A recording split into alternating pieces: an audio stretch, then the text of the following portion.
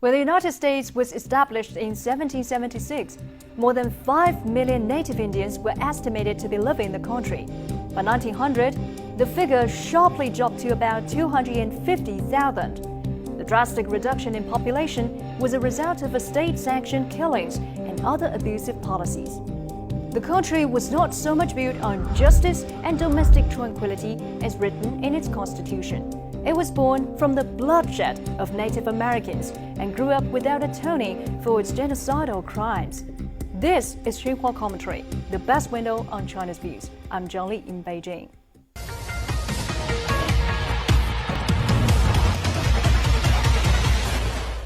The genocide of Native Americans was systematically designed by America's founding fathers.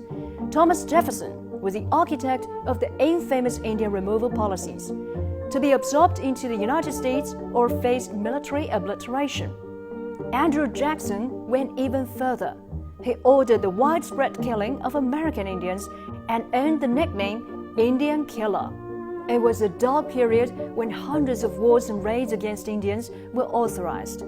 Indigenous groups were brutalized, but the colonizers were not satisfied.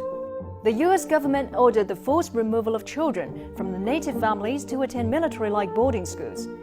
They were forbidden to speak their languages or practice their religions. It was an explicit attempt at cultural erasure. Sadly, these facts have been covered up and purged.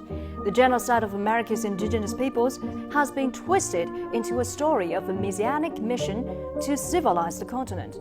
Washington has failed to acknowledge its history and remains silent over its shameful past.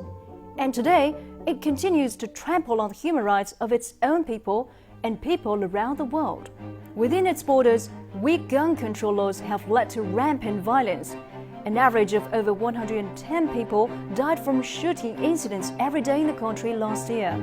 Ethnic minorities suffer discrimination, whether from the COVID-19 pandemic or recent snowstorm relief in Texas. Beyond its borders, Washington has been no guarantor of human rights. It has caused one humanitarian disaster after another in Iraq, Syria, and elsewhere, all under the pretext of fighting terrorism. The result has been millions of innocent casualties. One has to ask, how could such a rampant human rights abuser have the audacity to accuse China of genocide against its Uyghur population in Xinjiang? Is it unaware that the Uyghur population has doubled over the past 40 years? As the world's sole superpower, the United States has a dominant sway on international public opinion. It can disguise itself as a champion of human rights, while it lies, cheats, steals, bullies, and kills at the same time. But the world is waking up to American double standards. Just as another U.S. President, Abraham Lincoln, once said, "You cannot fool all the people all the time." This has been a Xinhua Commentary.